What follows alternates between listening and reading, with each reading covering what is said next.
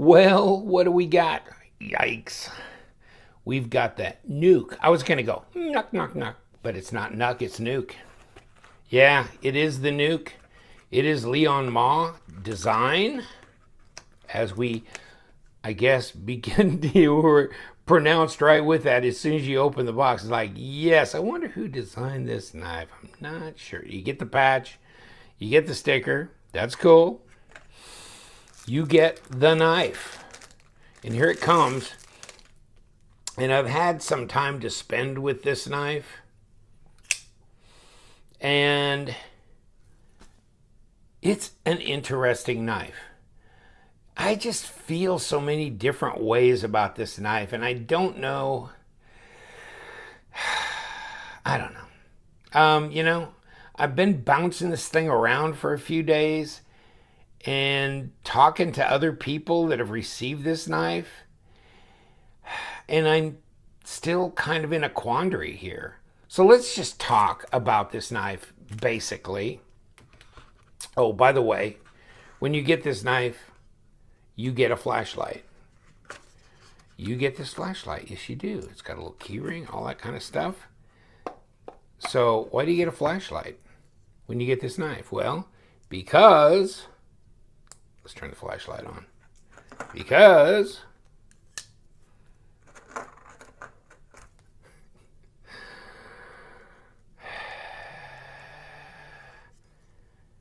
the flashlight glows in the dark, right? So it's got that moonglow type of, and this recharges. I mean, it's kind of cool that they threw this in to the deal so that you could recharge your moonglow on the go. Look at that. Is that cool? Take it away. And I've got studio lights on here. You know, if I turn them off a little bit, kind of give you that, still glowing. Okay, let's turn them all the way down. Is that crazy? It's the moonglow. Now, do I like little trick things like this on knives? Yeah, actually I do. I think this is a lot of fun. Kind of gives you something to do with the knife. When you're done, fighting thieves and ne'er-do-wells on the street as a superhero, you can just sit back and moonglow your knife. How about that? How's that working for you? Maybe I should just keep my lights off during this whole review. Actually, I'm getting some decent light in from outside. Huh? Yeah. What is this, like a little black light thing? Of course, you may have not been around in the 70s when certain people had black light posters on their wall and they had a black light that they could turn on and make everything glow. Those were back in the glory days. But some of us possibly may have done that. Look at that. Is that crazy? Yeah, that's kind of fun. Okay, and I had a Spyderco with moonglow scales on it. It was a special sprint run made for someone or another, I can't remember, and had one, and then it went away, like all my catch and release stuff seemed to. But yeah, how's that working for you? Steel scales, D2 blade. It's coated like a DLC coating on the D2 blade. So this is not made by Riot. This is the Nuke.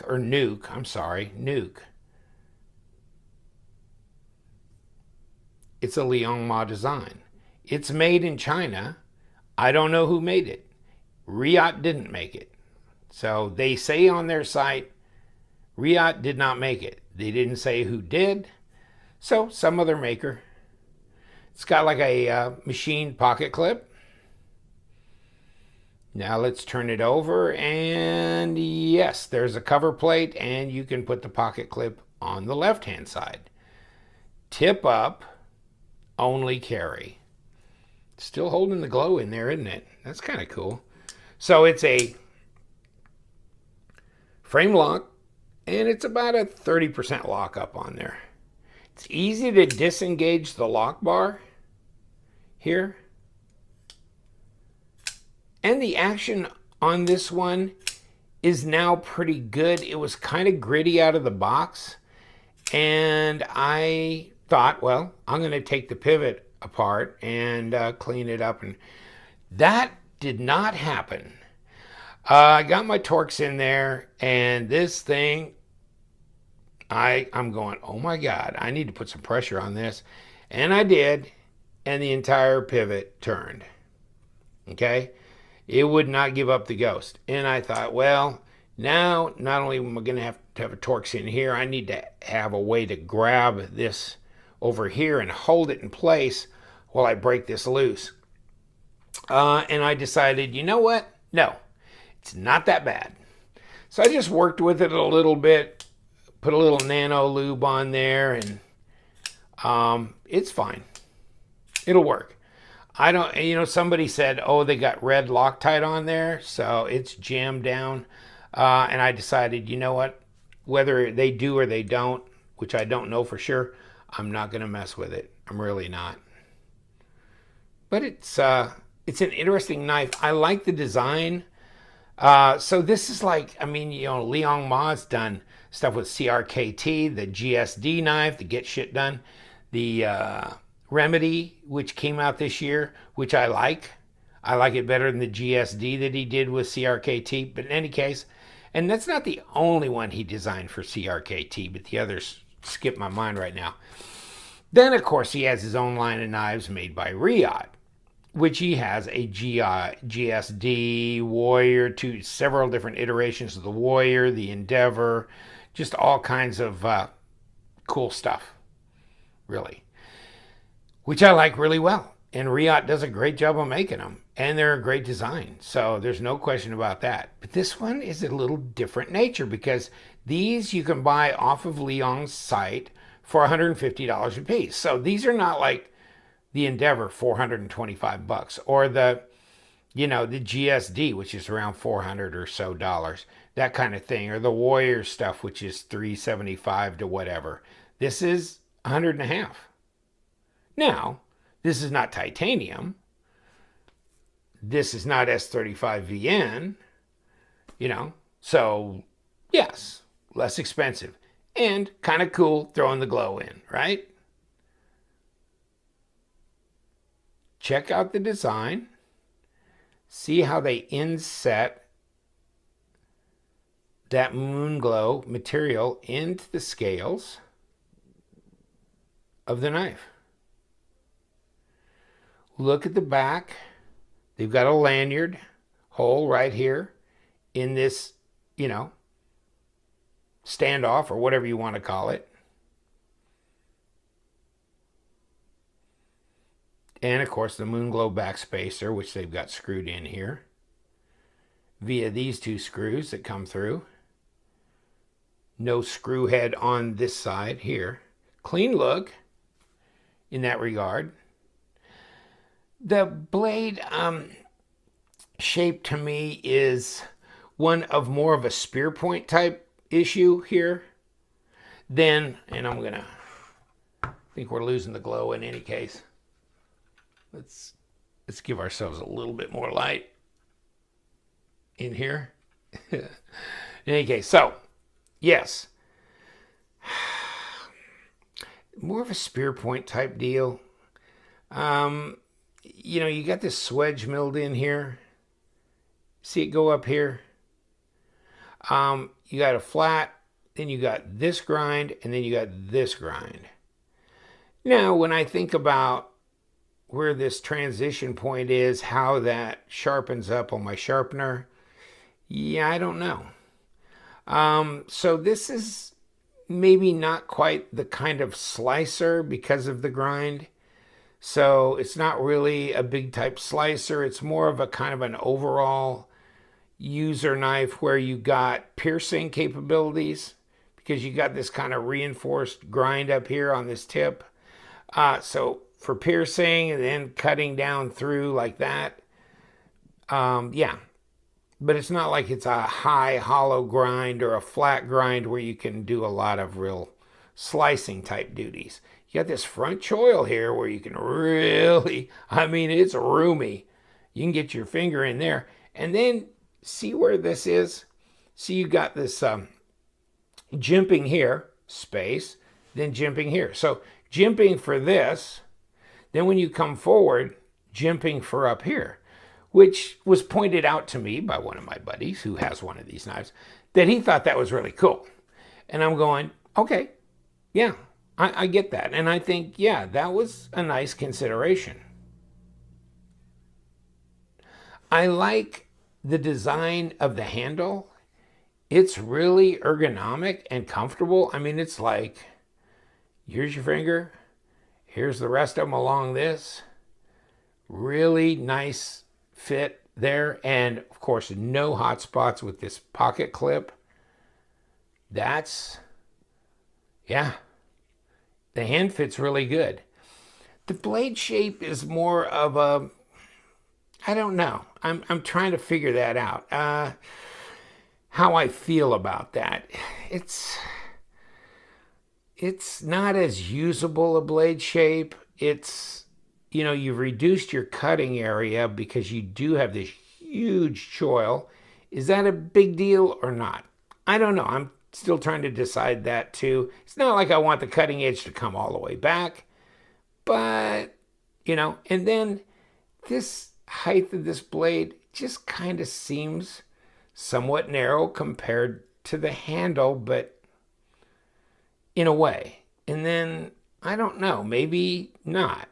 I mean, I was thinking maybe about that much deeper, more of a belly. I don't know. I don't know.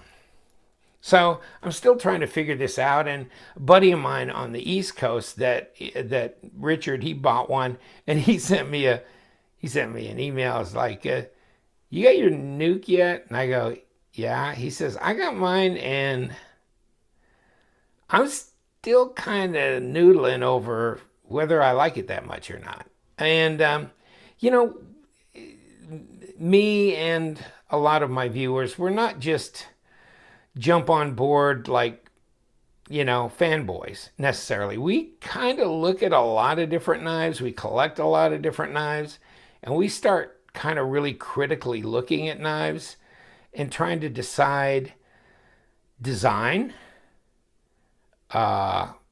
you know, what the usability, fit and finish, materials, you know, and value. And it's like, okay, so this is a $150 knife. Is this the best knife I've ever had in my hands for 150 bucks? No, I can tell you that right off the bat. No. So there's a lot of competition out there when you get in this range, especially when you're talking about a steel handle and a D2 blade. Just saying. Now the moonglow is kind of nice. That's a step up in the fact that they give you the little glow thing to kick it up, kick it on, right? So that's always nice. Yes, it does, and it really charges it up quickly. But all in all, I don't know. It feels good in the hand. How big is it? Let's just go over the general stats while I noodle on it. 3.5-inch blade, 8.25 overall. Pretty standard EDC stuff. 21 centimeters, about 90 millimeter length blade. Okay, so about the same size as my Mannix, right? Just about. It's not a huge knife, but it's a very EDC-able knife. Yeah. Or, now that I have one of these sitting around here, oh, come here. Paramilitary, PM2. What do we got? Pretty much same size as a PM2. So there you go. Go pivot to pivot. Looks like they're pretty equal all the way around. Right there. Now, this one's under 4 ounces. How much does this one weigh, Mr. Steel Handle? Yikes. Yeah, even though it's milled out a bunch to put the moonglow material in here, what's that weighing? Whew, 6.2 ounces. Okay. Let me see. I'm being an idiot now, but I'm just saying. Boker lateralis. 3.6, almost 3.75 inch blade. 8 5/8 overall, something like that. Steel handle, D2 blade, ball bearings. Right? $85. That's about half price. Okay, same basic materials.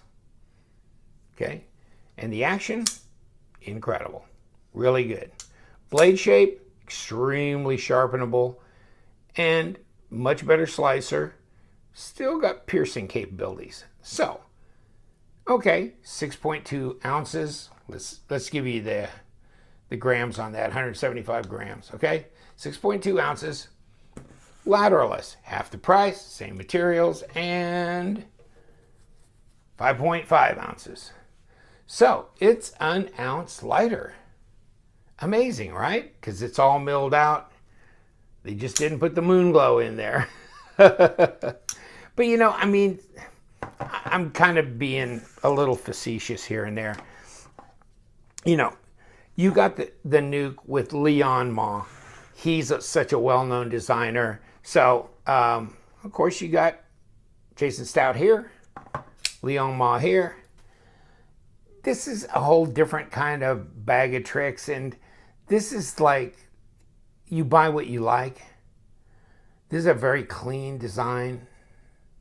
Love the handle, actually. Like how elegant that really looks.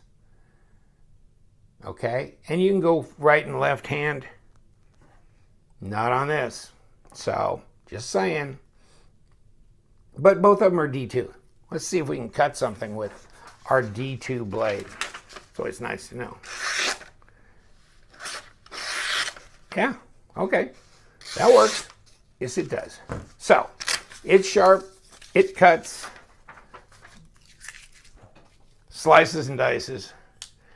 Pretty good action on this one. My buddy Richard out in Jersey, he goes, he says mine was really gritty, and so I don't know how he got his cleaned out. Mine was a little gritty too, and I just worked it a while because I couldn't take it apart, and I can't remember who else I talked to said, yeah, they tried to take theirs apart, and no, it didn't work. So no, this is really loosened up a lot. So maybe it was just a matter of working a little bit of lube into the bearings and just give it a little bit of action. And, most knives do break in actually and get smoother as they go. So not a problem. Right now, the action's fine. See? It wasn't doing that to begin with. It wouldn't drop like that. But now, not bad at all. Pretty nice. So the action's decent on this one. Now, D2, I'm not big on black coated blades because when they do get scratched up with use, then they look horrible, needless to say. And I'm not in a position where I can completely blast a blade and then recoat it. And then you're going to take off the graphics, that. So I'm very careful with my coated blades. I don't want them to come in contact with, silver staples or, metal things that might be embedded in whatever I'm cutting, So that's a different world for me. Although black coated blades add a different look to a knife. I kind of prefer a stonewash. But yeah, that'll work. But it's like, what knife can you think of that you can get for the same price, 150 bucks. That might be nice to have, right? Well, yeah, just saying. Or even less money, or right around the same price, right? This has got the 20, CPM 20 CV, okay, and G10, and it's got colored stuff inside. Ain't moonglow. Good quality knife though. So much nicer blade material. Much nicer blade material. About the same price, right? Or something for way less money. Now that Kaiser's closing these out, they've got a bunch of framelock flippers that used to be 200 and some dollars that they're getting rid of now. So, yeah. IFTL knife, which is, I guess what this is. Yeah, the IFTL. You can look on Blade HQ. Look at what they're doing with some of these Kaiser knives. Just go on, type in Kaiser. This is that bamboo one, anodized, titanium, S35VN on all these, not D2, right? The Luminaire, still way under the cost of, so I'm just saying, I mean, Tomcat design, the Corto, Tomcat knives design, anodized, titanium, S35VN, cool knife, No question that there's a lot of knives out there. These were closeout. I got these in bargain, these Kaisers. So I jumped on them. Hey, it's something to have around. And I had never reviewed them. So I'm just saying I grabbed these up. But because it looks like I've overwhelmed the thing with Kaiser knives. Benchmade. Spyderco, knock my stand over. Yeah, but I don't know. I just think there's other choices out there. And I was talking to some of my buddies about that going, is this the best knife you've ever had for 150 bucks? And I guess maybe that's not the question to ask. Maybe it's just about, do you want something that Liong Mah designed with better materials than what you get from CRKT? And, cool, innovative moonglow thing. So it's your choice. I'm just saying, yeah, it's sharp. It's D2. It's steel frame. It's got moonglow. It comes in a cool box. And you get stickers. So, I don't know. What do you think? And patch. But I had a friend that got one and he goes, oh my God, this is a sick knife. This is really cool. I mean, this is sweet. And when I got it, maybe he overhyped me for the knife because I was like, I don't know. I don't think it's like the sickest or the sweetest or whatever I've ever had in my hands. No, I've had some pretty tremendous knives in my hands, even for this price range. If I had 150 bucks and I had like a big spread of knives, I'm not sure this would be the one I'd buy. This would be the one I'd buy if I have a limited budget and I wanted a Liong Mah knife, and I really liked moonglow, and I didn't want to buy his Riot ones, but I wanted something nicer than the CRKT ones. Then I get that. I get it. Overall, is it a good knife? Does it have decent action? Does it feel comfortable in the hand? Yes. Does it go right and left hand? Yes. Does it have a blocker plate? That's nice. Pivot design's cool. It'd be nice if they let you actually undo the pivot, but they got this thing so locked, cranked down that I'm not even going to try. In the future, maybe if it really comes to where I need to get it apart, then I'll have to heat it up and I'll have to get something locked into here and I'll really have to pray and cross my fingers and hope that I can do that. I don't appreciate when they do that, when they put that kind of heavy duty Loctite down on there, but it is what it is, and you got to deal with it when you get it. And it's not the only knife I've run into like that. But other than that, no, this is a good knife. No blade plate, no lock rock. There's the lock up. It's pretty light. It's about 25%. Disengage is really easy. Take care, my friends. I know I don't want to piss anybody off. I'm just saying, yeah, it's mixed.